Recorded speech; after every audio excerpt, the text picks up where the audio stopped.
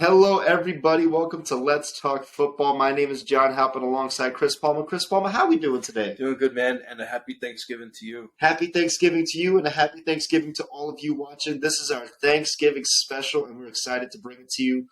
Just real quick before we dive right into our Week 11 recap, we did want to say that we did film an episode last week with our first ever guest, Ted Apoku. And shout out to Ted if you're listening. It was great having you on, and we'd love to have you again. The problem is our video, we having trouble upload it. So at some point in time, we look to upload it from here on out. But don't think that we forgot about y'all, and we definitely want you to see our interview with Ted because I think that's personally one of our best episodes. That was such a fun episode. Ted, again, it was great having you on. It was a real pleasure going through the entire episode with you. I do truly hope that we do find a way to put it up because I agree with you. It was, without a doubt, one of our best episodes yet. Mm-hmm. So shout out to Ted if you're listening. It was great having you, brother. But with that being said, let's move into our Week 11 recap.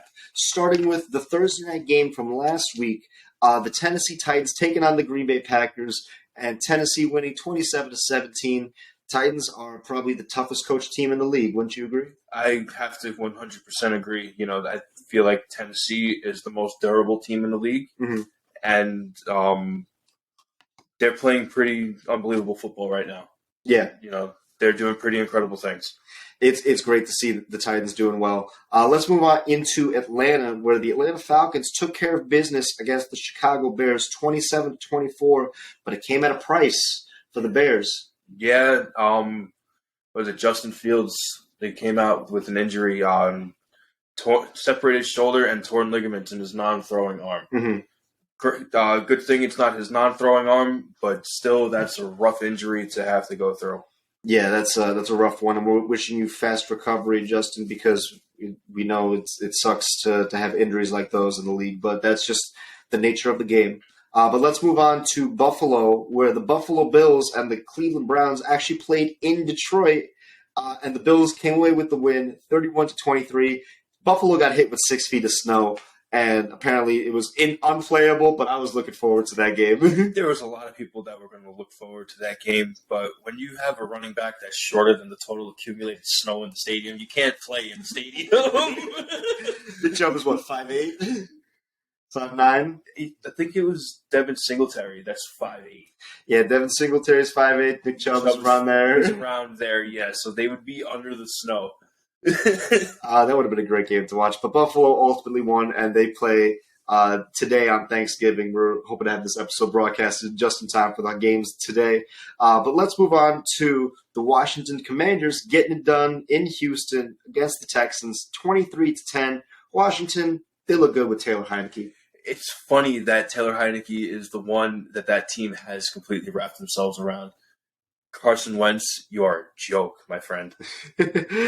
Oh, man. Hey, watch out for Washington. They are a feisty team going forward. But let's move on to another feisty team, and that is the Colts under Jeff Saturday. And they played the Philadelphia Eagles this past weekend, and Philly ultimately won 17-16. But, man, Indy showed some good fight. Yeah, you know, that's another team that can just as well beat just like Washington, where they are tough because they're being coached by an ex-player. You know, Jeff Saturday is a Hall of Fame offensive lineman. Ron Rivera is a Hall of Fame defenseman. So you look at the two, they're just going to fight the entire time. They're going to be tough coached. They're going to be coached tough. It's just what's going to happen. It's a pattern we see with players, the former players that are now coaches. It's great to see because those teams are always competitive to watch.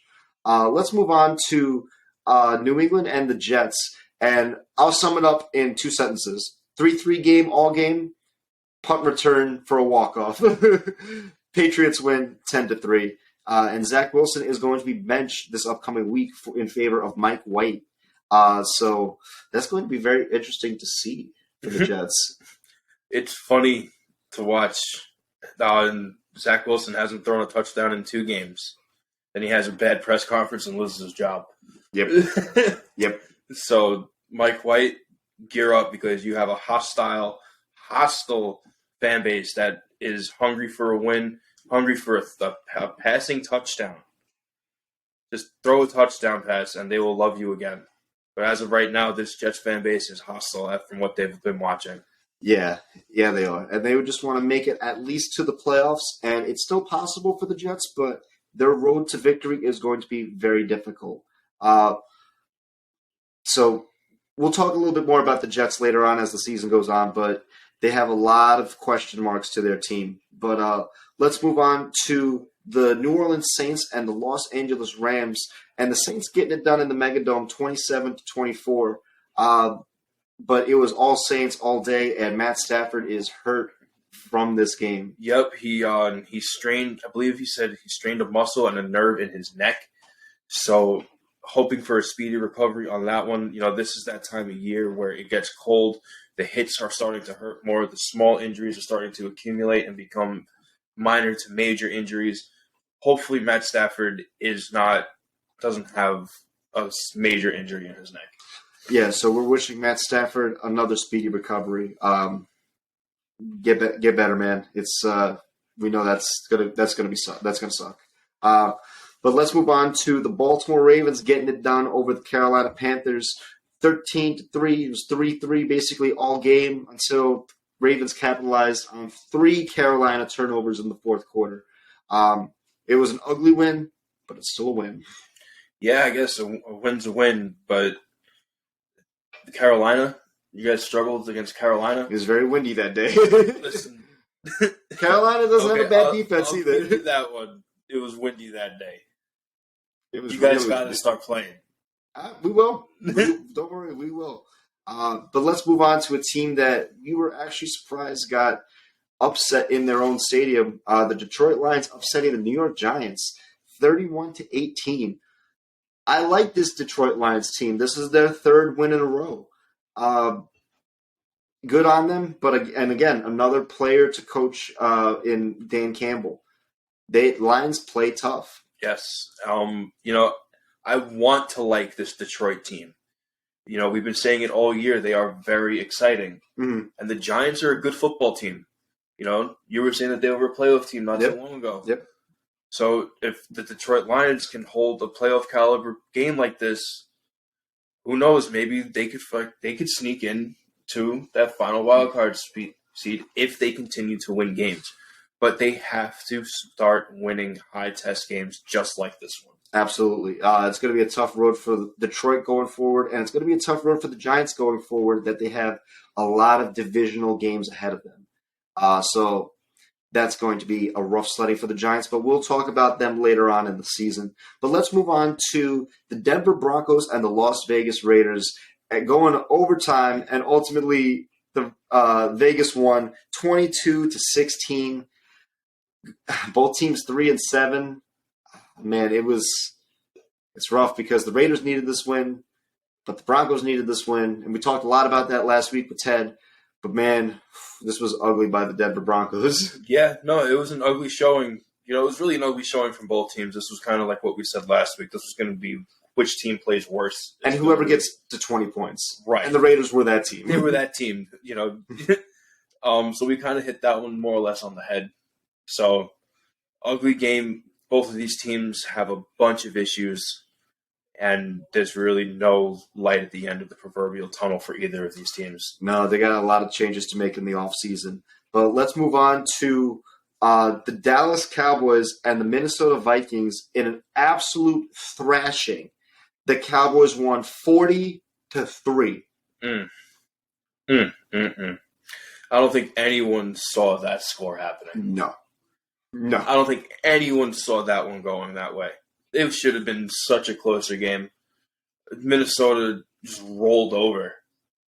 They had no idea what to do. That Dallas defense is scary. Yeah, it really is. They had some issues earlier on in the season, but they seem to have brushed it off after week 2, week 3, and become one of the most menacing teams on defense that we've seen in a very long time. Yeah, they are fierce, and I would feel bad for anyone who has to play them in the playoffs. Yeah. But let's move on to probably another playoff caliber team in the AFC, the Cincinnati Bengals, getting it done over your Steelers, 37-30. Even though on the score it looked close, but it was all Bengals all day. Yeah, no, it really wasn't close, but again, you got to look at this at the reality of what it is. We are a rebuilding team going up against a playoff/Super Bowl caliber team. They made the Super Bowl last year, and they're probably going to head for another deep playoff run this year. Unfortunately for Cincinnati, they lost Joe Mixon to a concussion this game. So a bunch of injuries to go around this week. All these wins are coming at a price. So everyone's got to start to stay healthy now that the playoffs are in the air. That's the thing, is now's the time to stay healthy for all these teams. And it's easier said than done, but it's honestly the healthier team is the team that's going to be in the playoffs. 100%. So let's move on to two teams, one that we know is definitely going to be in the playoffs, and another team that we hope to see in the playoffs. The Kansas City Chiefs and the Los Angeles Chargers. This was a great game to watch. There were a lot of big deficit games and a lot of slow games this week, but this one was an exhilarating game to watch from start to finish. Chargers got a predictable lead over the Chiefs, and the Chiefs just ultimately came back and won it 30-27. Mahomes he's on another level. Yeah, Mahomes is on another level, but again, it's at a price. Clyde Edwards-Helaire is now out for at least 4 weeks with a high ankle sprain. Mm-hmm. Again, these late season injuries are going to be the downfall for some teams. Yep. The Kansas City, they look prime and ready to win a Super Bowl. Absolutely. To win another Super Bowl. Let me phrase that correctly. But these injuries, they've been known to take teams out, especially if it happens too late. Yep. So, get well on Clyde Edwards-Helaire. Yes, we wish you a speedy recovery as well. And last but not least, the Monday night game in Mexico City, the San Francisco 49ers thrashing the Arizona Cardinals 38-10. Man, we might be headed for a Super Bowl rematch of the Chiefs and the 49ers. That wouldn't be sore to watch. Nope. That would be such a good game to watch. Again, 49ers are very well prepped and ready to go. They seem Super Bowl ready and Super Bowl prepared. On the other side, the complete implosion of Arizona. While in Mexico City, their offensive line coach and game time play caller has been fired immediately due to the groping of a female fan in Mexico City prior to the game. The implosion of Arizona from last season to this season. Yeah, thank God he's fired. But, man, Arizona they were one of those teams that we thought we were going to see good things from them coming out of this year. Evidently not. No, you thought they were going to rise, and they have plummeted. Yeah. Absolutely plummeted. So there you have it, folks. That is the Week 11 recap for this past week. But we want to move on to today, which is going to be Thanksgiving, and I am thankful for some good football. I think we're going to see some good football today. The first game that we want to talk about is the Buffalo Bills and the Detroit Lions. Man, Chris Palmer, you start off. Tell me, what are your thoughts heading into this game?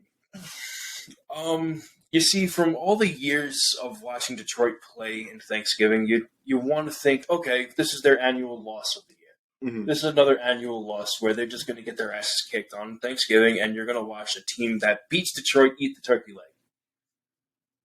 They're exciting this year. I almost smell something in the air, and that ain't the turkey in the oven. You calling it upset? I'm not calling nothing right now. Okay. I'm not calling nothing.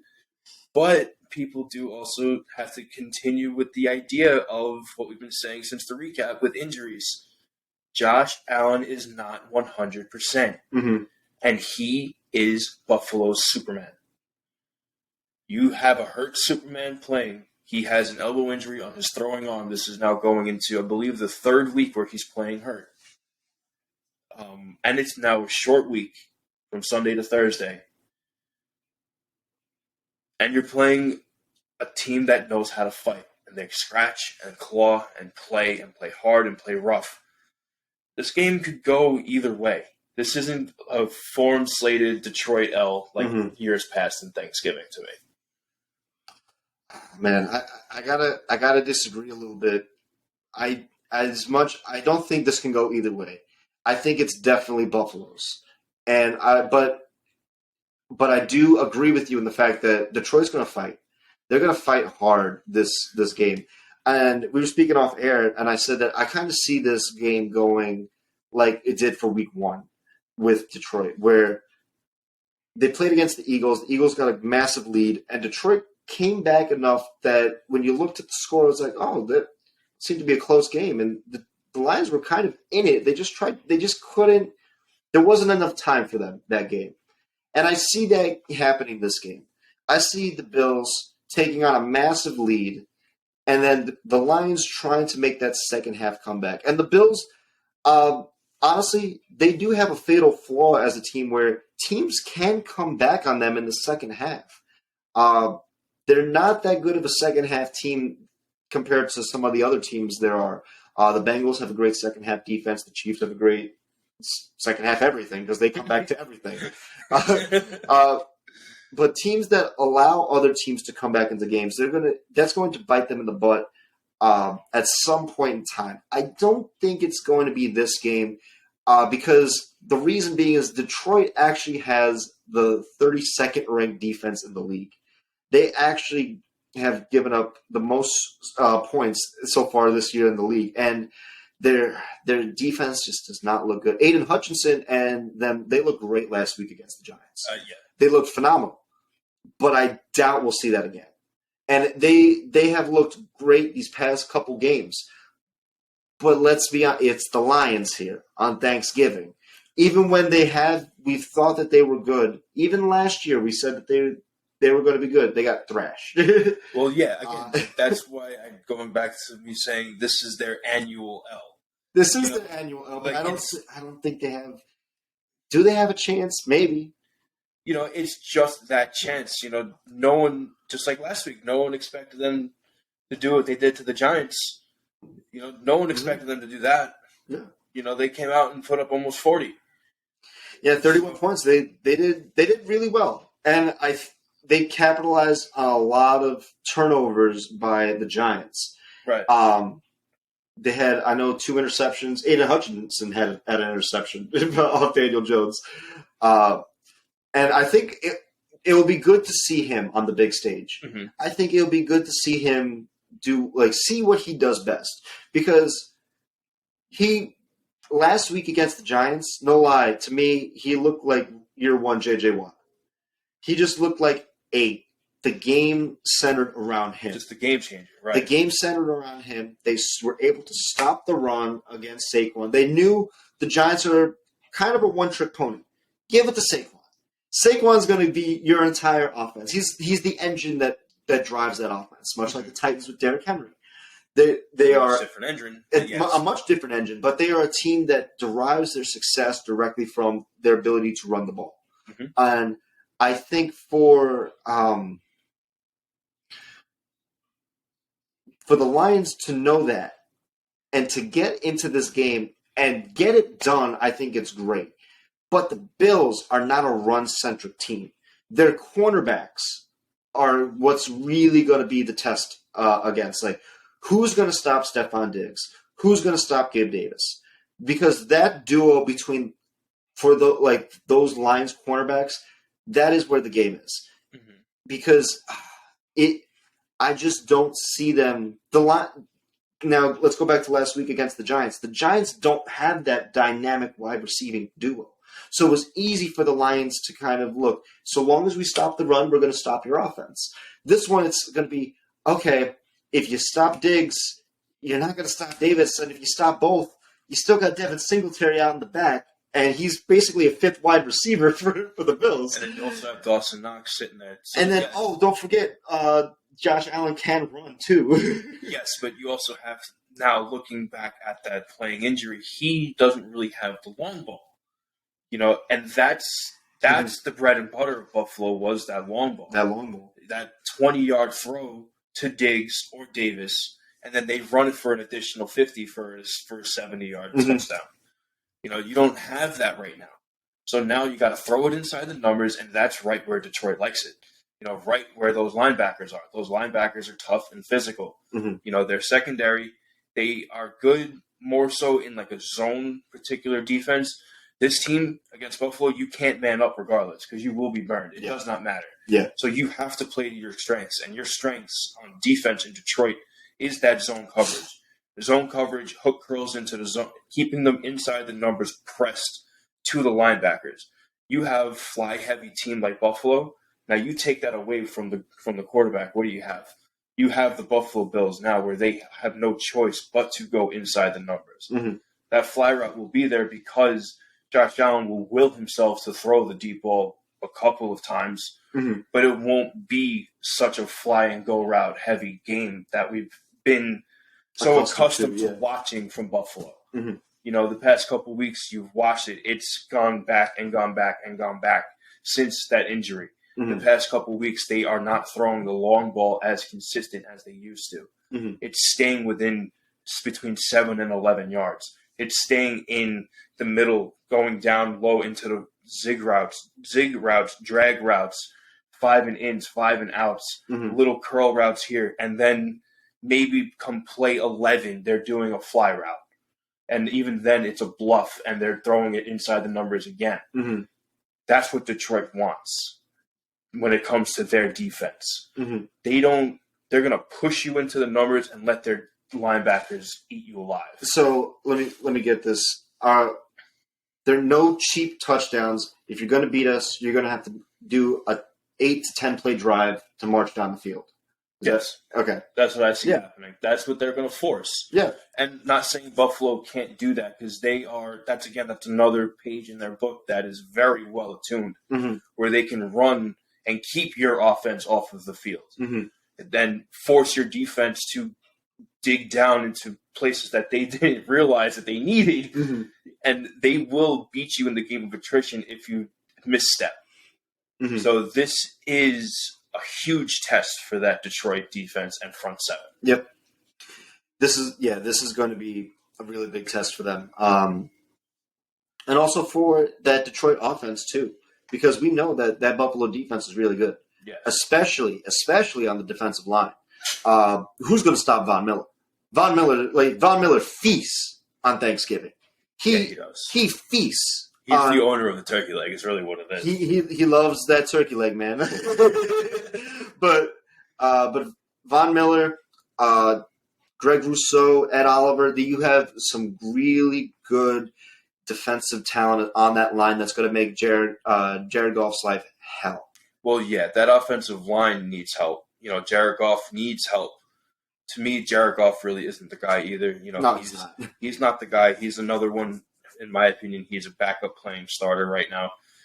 He's better than Carson Wentz, but he's in the same vein as Carson Wentz. He's in the same vein as Daniel Jones, where it's again, he's definitely not the guy here. Yeah, but you could be a good backup somewhere else. You see, but I feel like Daniel Jones personally could be a good starter somewhere. That's where you and I differ. I know. He just isn't the guy in New York. The kid can play. He needs to go somewhere else.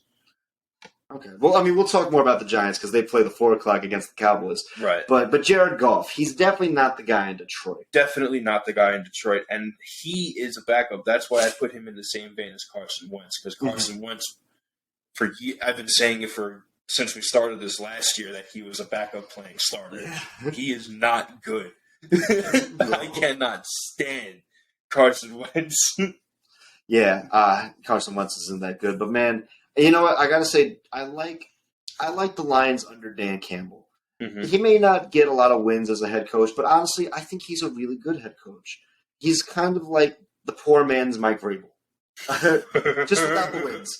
But you know what? On a short week, on a 3-game winning streak against the AFC favorite Bills, it's going to be a tough matchup, but I think the Lions are up for the task. I think that they're going to play a full 4 quarters, but I think ultimately in the end the Bills will just show why they're the superior team. But man, the Lions are going to be feisty. They're going to put some Tabasco sauce on that turkey leg. They're going to be a little spicy. They're going to be ready to fight, and I feel like this is really going to turn into an absolute fist fight. You know who I like seeing healthy? I like seeing DeAndre Swift healthy. Yes, he's one of my favorite players to watch. He's a very underrated player.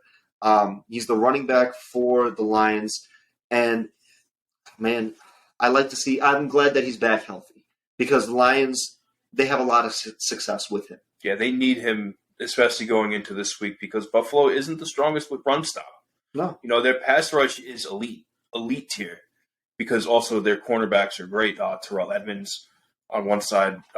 They still have Tre'Davious White, right? Yeah, but he's hurt. He's hurt right now. Yeah. So I don't know who the other side is, but having Kyer Elam. Kyer Elam, really? Yeah, they're rookie. Oh, that's right. The rookie. I forgot they drafted him. So they have a good secondary of the pass rush, but that run stop has been an issue since last year. And Buffalo has a problem since last year. Still, they give up a lot of points too. Mm-hmm. They give up points. They have since last season.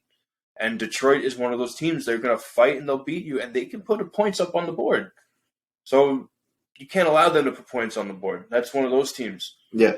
Where they taste blood, they're not going to stop. They're going to put their foot on your throat and make you take it off. Yeah, they are. This is going to be a very physical matchup, and I'm all for it. I think going into this year, I wouldn't have been as excited as I am today, but today I'm looking forward to this game. It'll be a fun game. Again, this on paper you want to say, oh, this is just another Detroit loss for the year on Thanksgiving, but this is going to be a very exciting Detroit outing. Mm-hmm. I'm excited for this game. I want to see the Lions do well, but the Bills, they're the Bills, man. It's going to be a tough sledding no matter what. Yeah. But let's move on to the 4:00 game, which is the Dallas Cowboys in Dallas taking on the New York Giants. Man, the Giants have a tough road ahead of them because not only do they have to play Dallas today, which finishes up their 2-game series with the Cowboys. If you get swept by them, that's tough. But you also have to play the Eagles twice and Washington twice going ahead. So if you fall to a divisional opponent, this is going to be tough, and especially coming out after a bad loss from the Lions. We thought the Giants had that game in hand, that they were going to win that game, but they just got outplayed by a team that they just weren't ready for.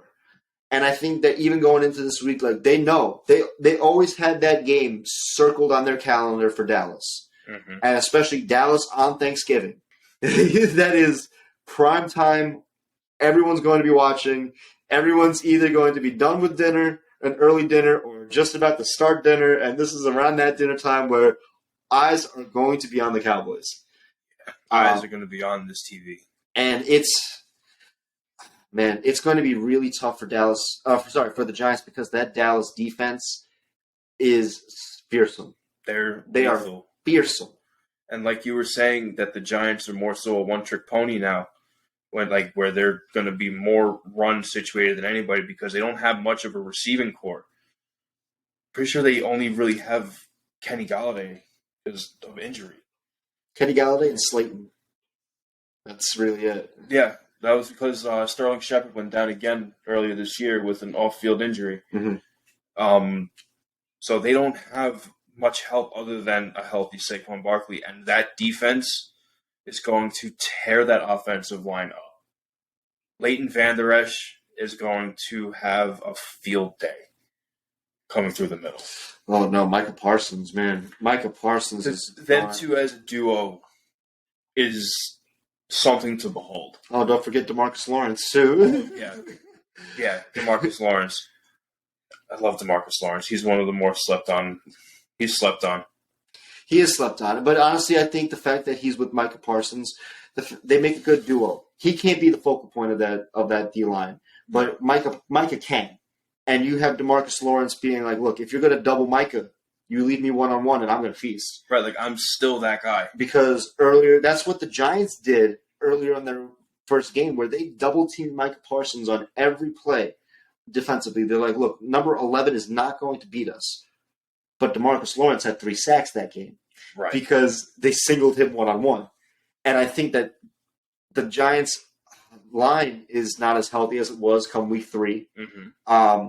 Week 3, week 4, whenever they played. But, man, it's going to be a really tough outing for them because, yes, the Dallas Cowboys, if teams are committed to running the ball, it can give them problems on defense. But the Giants really only have just running the ball. If the game falls to Daniel Jones and the wide receivers, they're not going to win this game. No. They're not going to win this game because when I saw them play against the Ravens, they were never out of the game because they kept running it and committed to running it with Saquon. And we're going to see a healthy dose of Saquon getting the ball. Don't get me wrong. But much like the Cowboys beating the Vikings last week, if they get a big lead on you, at a certain point, running the ball is not going to get it done. You have to throw the ball at some point, and that's one of these. Dallas is one of those teams. They're choke teams, where again they're going to force you out of your comfort zone. They're going to put a lot of points on the board, and they're going to force you to do something you're not comfortable with doing, which is going to be throw the ball down the field to unpredictable receivers. I'm not going to say unreliable because you have no choice but to rely on them, but they're unpredictable. Whereas you can't for sure say that if I put the ball in the right area, they're going to go and get it. They aren't going to be that guy to make that star play that when it's needed at the proper time. Yeah. And Dallas they force that. They feed off of that. And then that's where Trayvon Diggs comes in. And that's where he gets his interceptions late in the game that really put the nail in the coffin. Yeah. That's the way that whole Dallas defense is formulated, where they just choke you and they pull you out of your comfort zone and force you to do things you don't like. And they force you to make your own mistakes and pretty much beat yourself. Yeah. So Giants really got to gear up for this one. Yeah. I'm interested to see. Look, Brian Daboll, I think no matter win or lose, he could lose out the rest of the season. The Giants could lose out the rest of the season. Brian Daboll is getting Coach of the Year because he has shown that the Giants they are a capable team to win against high-caliber teams. Yes. They can do it. But they can't do it consistently because their offense is one-dimensional. Their defense is not bad either. They don't have a fearsome defense like the Cowboys, but they are also going to be starting without their starting cornerbacks for this game. So they're going to be on their third and fourth string quarterbacks, respectively, going up against CeeDee Lamb, Noah Brown, Dalton Schultz. So all they have is Michael Gallup. Right all they have on the defense right now is really Thibodeau and Jihad Ward. He's another linebacker that I want to give a shout out to. He's a good linebacker. Solid. Definitely solid. Number 55. But nevertheless, they're going to have a tough time, especially now that the emergence of Tony Pollard just coming into the zone. To come in finally. Tony Pollard, to me, at last week against the Vikings, he looked like Alvin Kamara, where it's like he was the ultimate dual threat running back, catching and running the ball. Like he just wasn't going to be stopped either way. Like Alvin Kamara in his prime was ultimately the best catching and running running back there was. But early Christian McCaffrey just as well, and I'd like to see a little bit more of that, but they kind of dedicated more to the run. I think for the Cowboys, look, you got to give Tony Pollard a steady diet. You have to have, between him and Ezekiel Elliott, you need that sweet spot of 21 to 22 times a game.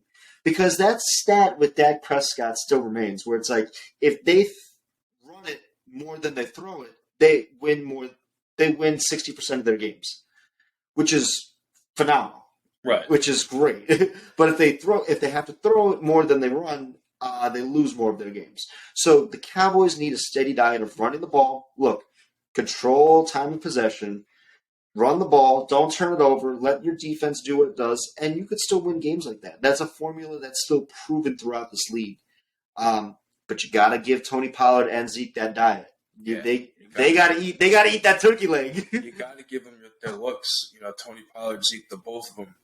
But I hope on Dallas's part that they do not take the secondary that is going to be in for the Giants. You said it was going to be their third or fourth.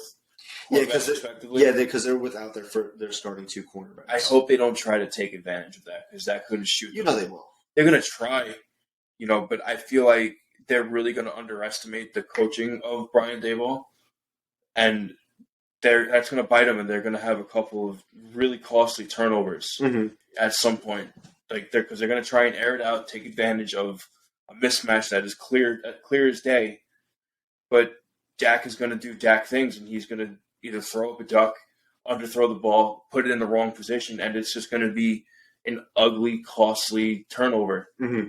And that's where the Giants can come in and accelerate and start putting points on the board is with a big momentum shift. Because that's where the Giants thrive. They thrive in the clutch. Yeah. When clutch things need to happen, the Giants come out big. Yeah. I think for this game is going to be decided on the turnover battle. Mm-hmm. Whoever is able to make the fewer mistakes is ultimately going to win the game. Because both teams have a similar formula where it's running the ball, solid defense, no turnovers. That's how you win games. Dallas has been doing it a little bit better than the Giants so far this season because their defense is just that much better. But they both have that same formula, and they both rely on that. And it's going to be a matter of who executes it better and who turns the ball over, or who makes the less mistakes, the fewer mistakes. So that's going to be where this game lies. Yeah, I'm excited for this game. Yeah, this is going to be a good one. So let's move on to the primetime game. The New England Patriots and the Minnesota Vikings. Thursday night primetime on Thanksgiving. So I used to saying Sunday night primetime when I think of primetime games. But this one's going to be great because, man, it's going to be a physical matchup. It's Kirk Cousins versus the clock. It's Kirk Cousins in primetime. He cannot play in primetime. He is 2-9 in primetime games. It's disgusting that he can't play in primetime. But, he's going up against kind of a shell of what the team used to be in the New England Patriots. They're a shell of what they once were. It's almost like a ghost of teams past. Mm-hmm. For the sake of the holidays. Ghost of teams past, let's call it. Okay. They still have a great coach, but they don't have many pieces left. Minnesota, they're prepped and primed and ready to go. Their only issue is playing at night. Yeah. So you get over this hump, and you start looking for the playoffs for Minnesota. Yeah, honestly, I think for Minnesota, if they win this game, if they win this game, they get 9 wins, and that really sets them up great for a good playoff run. And they'll probably win their division because if you look at all the other teams in their division, the Bears, the Lions, and the Packers, but especially the Packers, are struggling. It's wide open for the Vikings to just be in the playoffs, right? Which is going to be great because I'm interested to see how they are. Unfortunately, playoff games are also primetime games. So that's going to be a little difficult for them. But that being said, I do want to talk about New England for a bit because they're actually one of the few teams that we haven't talked about yet this season. And they're just one of those coin flip teams. I can't make heads or tails about what to think of with the Patriots. To me, they're like a better coached Saints. Yeah. I just don't know what to expect from them. Almost like the Falcons, too, is with a better coach. The Falcons, the Saints, I just can't make heads or tails. The Chargers, even, I don't know what to make heads or tails of them. But the one consistent that you said before is Belichick, the coaching. The coaching is consistent.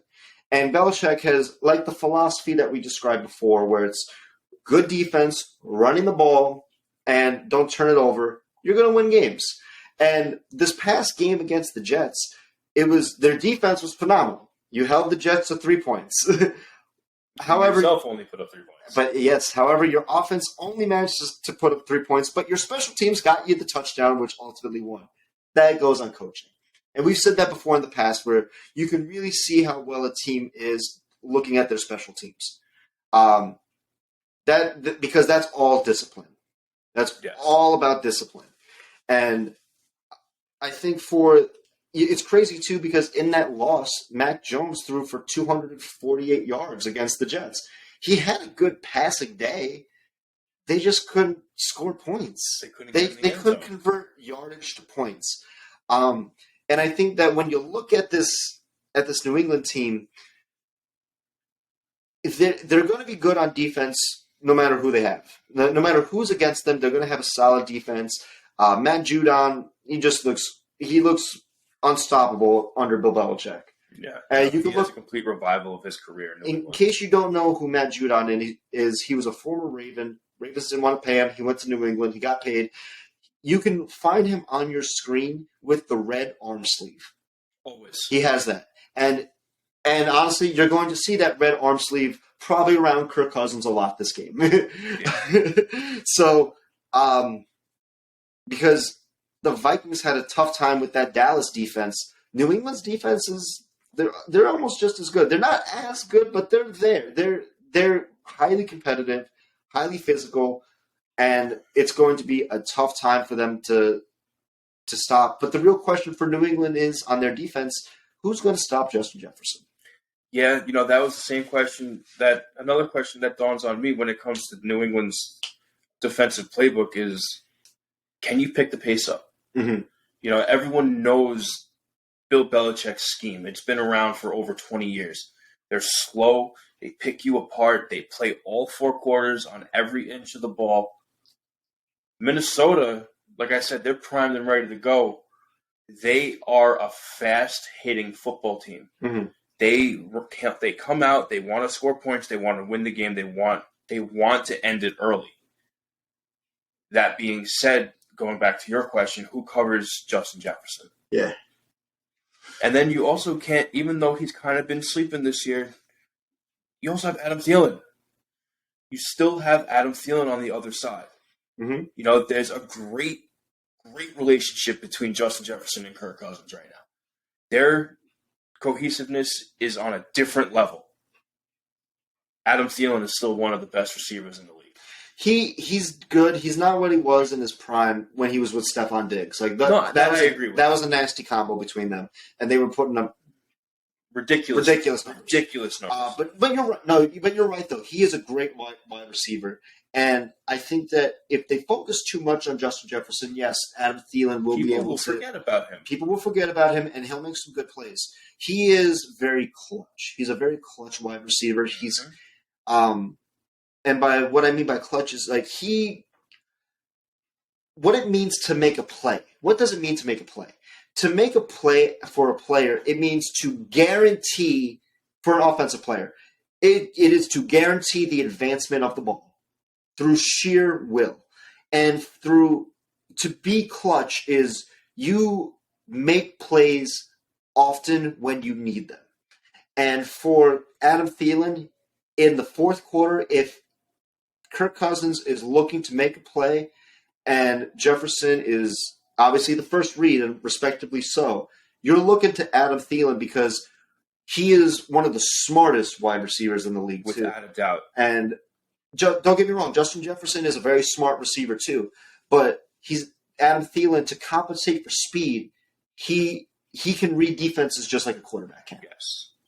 He reads the defenses. His route running the precision in his route running is on a different level. I was going to say precise too, yeah. It's ridiculous. It's like Cooper Kupp. It's like Mike Evans. It's like DK Metcalf with their route. A lot of, when you look at a receiver, you want to see his footwork.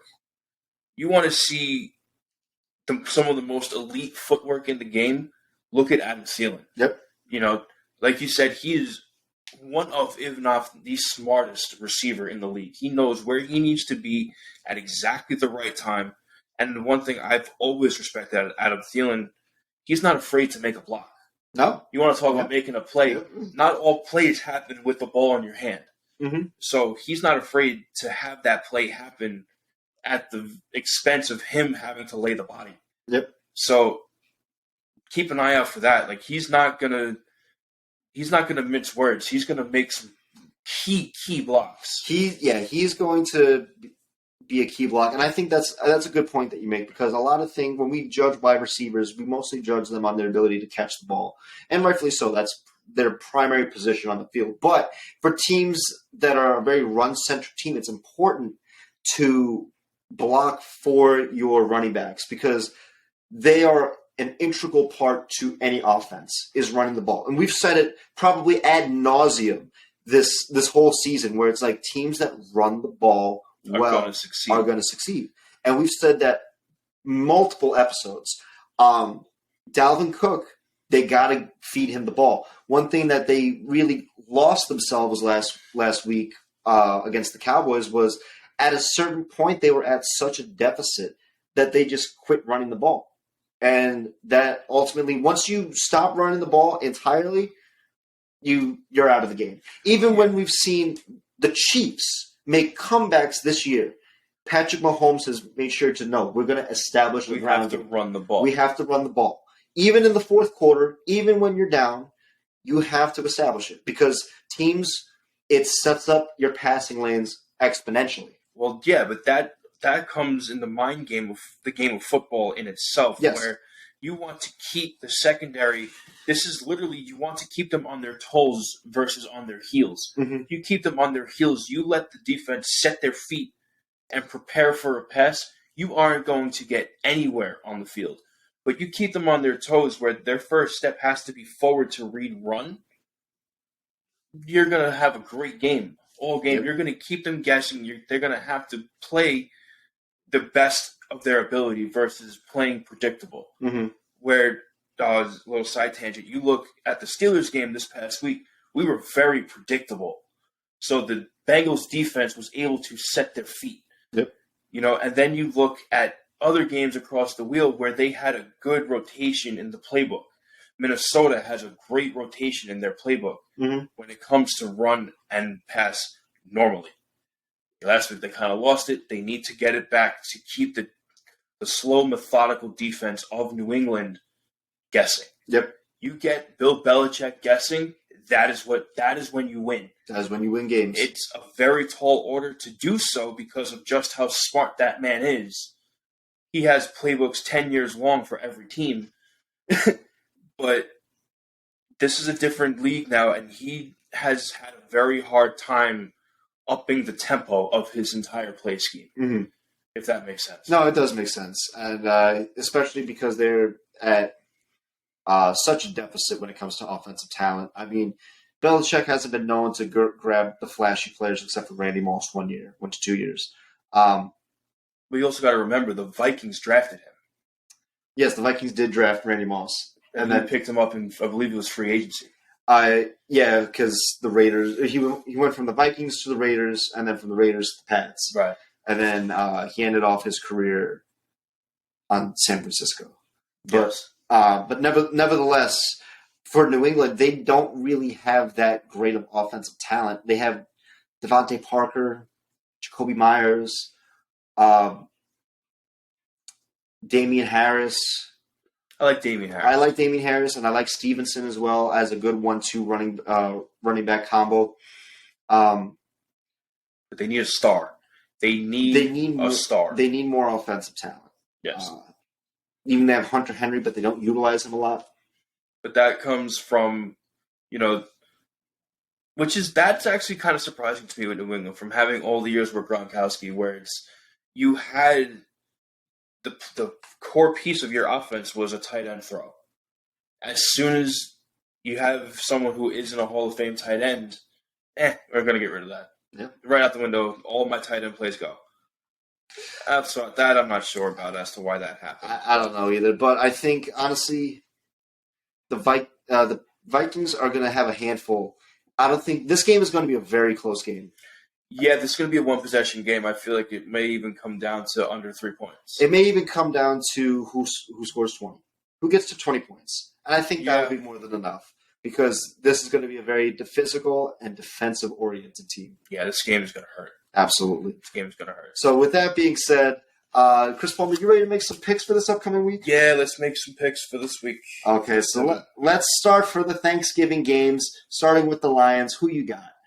I'm going to go Buffalo.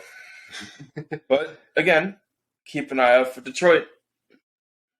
Just keep an eye out. This one's going to be a fun one to watch. I'm going to go with Buffalo as well. All right. How about for the mid-game, Dallas and the Giants? I'm going to go with Dallas. I think Dallas is actually going to have a big win over the Giants, and the Dallas Cowboys are going to put themselves in playoff mode from here on forward. You see, I think we're going to split off here. I feel like I'm going to go with the Giants. Okay. I'm not gonna again. I'm gonna keep an eye out for the Cowboys, but I feel like the Giants are gonna do the same thing that you just said. They're gonna flip it into another gear and they're gonna go into playoff mode. I would like to see it. This has playoff game written on it. Oh, absolutely. This is a playoff game. New England and Minnesota. I probably shouldn't, but I'm gonna take the Vikings. I just think that they have many ways to attack New England and to really confuse Belichick. My better judgment says don't pick Kirk Cousins in prime time, but fuck it, I'm taking Kirk Cousins in prime time. You know, I'm going to go with you on Minnesota on this one, but if they don't, man, it's really going to start hinting at what is wrong with Kirk Cousins when playing in prime time. You know, if he gets exploited, it's going to be very easy to see just where his problems lie at night playing Bill Belichick. But yeah, I'm going to go with Minnesota with you. Houston and Miami. I'm going to go with Miami. Miami's coming off a bye week, and they are still looking for the playoffs, and they're still looking to make a statement, say, hey, look, we are Super Bowl contenders. It starts by getting the wins that you're supposed to against teams like Houston. Yep. This is one of those games where, you know, it should be pretty cut and dry. Better team should win. But again, I'm going to keep an eye on Houston. You know, I like what Lovie Smith is doing over there. You know, they're another team that's starting to play really tough. You know, they have a couple of good losses under their belt this year. They do. So they're gonna fight, and you know, Miami overestimates them. They may fall on their faces. Yep. So Miami will win this one, but it won't be as far of a reach as you think. Okay. Tennessee and Cincinnati. Who you got in this game? See, this is another one that screams playoff game to me. It does. It really does. It screams playoff game, and honestly, at the flip of a coin, it could just very well be the AFC Championship. Just throwing that one out there. It's very possible. It's just a flip of a coin, and it could happen this way. But this week, I'm going to go Tennessee for sheer hope that the Bengals lose. But this is a very well-stacked tail-of-the-tape football game. These are two very tough football teams that are come out, and they're going to play 110 all game. Yeah, I want to watch this game. This game looks great on paper, and I think both teams stack up very well against each other. I'm going to take Cincinnati, but I think again this is going to be a one-possession game. I still would like to see the Titans win it because fuck the Bengals, but I don't know. The Bengals have been impressing me as of late. Bengals are scary, dude. Bengals are for real. They are for real. Denver and Carolina. Oh, uglies. Man. So isn't it the return of Sam Darnold, and he's going to be starting? Yeesh, Sam Darnold. I probably shouldn't take them, but I'm going to take the Broncos. I just don't think Carolina can. Not with Sam Darnold. You know what? I'm going to do it. Oh, I mean, oh. I'm going to believe in Sam Darnold for a game. Oh, my God. I'm going to do it. The sad part is he might win it. This is going to be It's going to be a one-possession game. This is going to be whoever scores 10 points. I was just about to say, whoever scores 10 points is going to win this game. 100% whoever scores 10 points. It may even be a 9-point win. Oh. We're going to move on to Chicago and the Jets. Now, it's the Jets with starting Mike White at quarterback and the Bears starting Trevor Siemian at quarterback. So no Justin Fields, no Zach Wilson. I'm going to go with the Jets.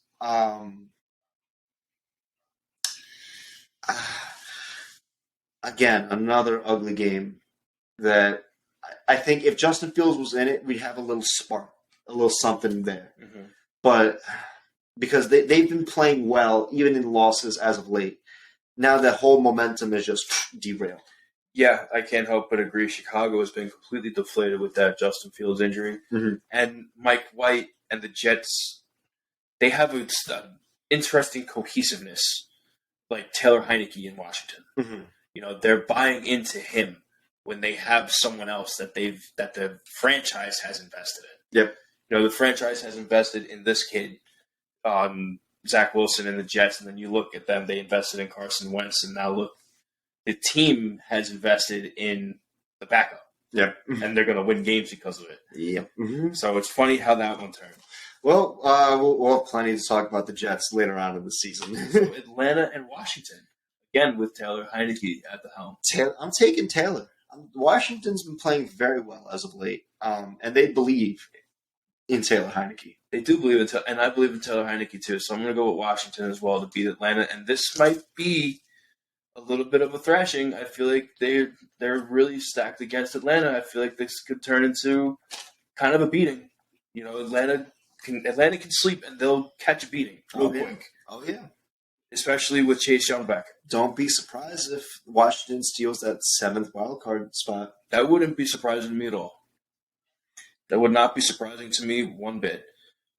Tampa and Cleveland. Tampa Bay coming off a bye week. I'm going to take Brady to just get it done over the Cleveland. I think this is going to be physical, but Brady after a bye, I trust him. Even though they haven't been playing well as of late, but I'll take the Bucks. Is this Deshaun Watson's first game back? No. Not yet? I believe, if not next week, the following week. Okay. He comes back, I think, when they play Houston. Okay. Yeah, I'm going to go with you that Tom Brady's going to, do Tom Brady things against Cleveland. Yeah. But I feel like still keep an eye out for Tom Brady because he's not going to play. He has not been playing well. He has not been playing well. And so far, your prediction of him having his worst year is coming true. But they still have a path to the playoffs. And it's bumpy. It's bumpy. But I'm going to take the Bucks. We're both going to take the Bucks on this one. Baltimore and Jacksonville. Give me Baltimore, but man, I hope we score more than 13 points. Listen, you guys have a 13-point outing against Jacksonville. There's a problem. Jacksonville can put up points in a hurry. Yeah, they can. I'm going to go Baltimore on a wing and a prayer and to hopes that you win. Mm-hmm. But my eyes are open for Jacksonville right now. Yeah, as they should. Vegas and Seattle. Who plays worse? Well, I'm going to say Seattle, but I don't think they're going to play worse. I think that they're still going to do their formula of giving it to their young guys. Give it to Kenneth Walker. DK Metcalf is still good. Tyler Lockett is still good. And that defense they're young. They're a very young defense, but they play very well. Some players to note on their defense is Quandre Diggs, their safety, number 6. C.J. Woolen, number 27. And Michael Jackson. I forget his number. Yes, Michael Jackson. They also have Kobe Bryant on the defensive line. Yes, they do. And I remember Kobe Bryant. I'm going to agree with you with Seattle because Vegas has given me no reason to vote for them ever again. I had hope last week, and again, they just no. No, I'm going to go with Seattle. Vegas has no chance. Yep. Los Angeles Chargers and the Arizona Cardinals after the implosion in New Mexico. Well, I'm going to go with the Chargers. They're getting healthy at the right time. They're the better coach team. They have more talent, and I just think they're the more well-rounded team than Arizona, and Arizona's in a tailspin. Yeah, Arizona's absolutely on fire right now, and not in the proper way. They are completely in flames. The Chargers, however, they're starting to play well. They're getting healthier. Justin Herbert seems that his rib injury is finally starting to subside, and he can start throwing the ball with a little more freedom. So this one's going to be fun for the Chargers, at least. New Orleans and San Francisco. San Fran, man, they're just getting hot at the right time because there's a big difference between on fire and being on fire. Right. But right now, San Fran is on fire. Yeah, no, they are 100% on fire. Like we were saying earlier in the episode, they are primed and ready to go to win a Super Bowl. And New Orleans may be, they may sneak into a wild card spot too. They're more of one of those coin flip teams where you can't really make or break. Yeah. But San Francisco, what you see is what you get, and what you got right now is elite football. Yeah. So San Francisco by a mile on this one. Mm-hmm. The Rams and the Chiefs. Sorry. Chiefs just if San Fran's a Super Bowl team, the Chiefs are going to be right there with them. Yeah. 100%. The Chiefs are absolutely primed and ready to go to win a Super Bowl. And again, the Rams are one of those coin flip teams where you can't make or break it, but when you see they don't look well. Yeah. So the Rams, I feel, are going to miss the playoffs this year, and it's going to show with them being exploited by the Chiefs. They call that a Super Bowl hangover. 100%. Green Bay and Philly. See, I think Green Bay, if they commit to running the ball with Aaron Jones, it's going to give Philly fits. But I'm still going to take Philly because Green Bay, they can't they don't consistently want to run the ball. Philly does. Philly likes to run the ball. Philly is a very well-rounded team, and but I think this game is going to be a little close for comfort for Philly. But ultimately, I think they're going to win it. Yeah, no, I'm with you. More so for the fact that I don't believe Green Bay is anything more than just a surprising game. Mm-hmm. You know, they gave us all a shock last week. So, it's not going to happen again. Don't expect it to happen. Yeah. You know, Aaron Rodgers is still who he's been all year. You know, he's the sour vet. He's petty. And you said that the Packers don't like to run the ball? No, the Packers like to run the ball. Aaron Rodgers doesn't like to run the ball. That's true. He likes to throw the ball because that's when he has the ball in his hand the most. So it's him. He's the problem. He is the problem. He's not playing up to his standard. So I'm going to go with Philly. They're going to win. And if Green Bay wins, they're going to win in spite of Aaron Rodgers. It's going to be Aaron Jones taking the reins. And then finally, it's Pittsburgh and Indy. Should I even ask who you got? I'm going to go Pittsburgh. Okay. I'm going to go Indianapolis. I think this is going to be a low-scoring game, and we're going to see a very heavy dose of Jonathan Taylor. I think that Steelers' defense is more than capable to stop anything Indy throws their way. But I don't know. I just think that with the interim head coach of Jeff Saturday, they really have a new energy to them. And I think that loss to Philly, it was as good of loss as any. It's like, hey, look, you went toe-to-toe with the number one seed in the NFC. And you almost won that game. Granted, they just couldn't stop them on the goal line, and Jalen Hurts is Jalen Hurts. But they had the lead most of that game. And it was surprising. I like the energy and the toughness that Jeff Saturday brings them. I'm going to take the Colts on Monday. Okay. I do want to see more of the Colts and Jeff Saturday. I like the energy he's bringing.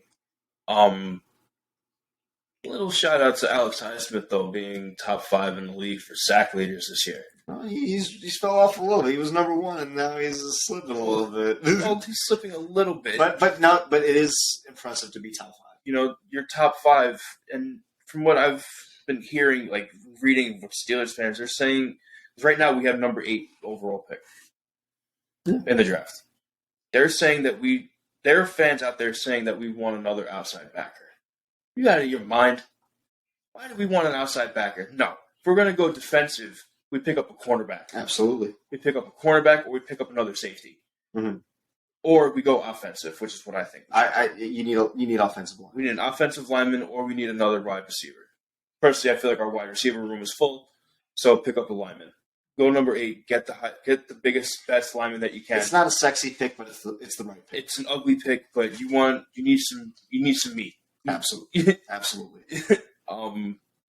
So there you have it, guys. There's our picks for the week.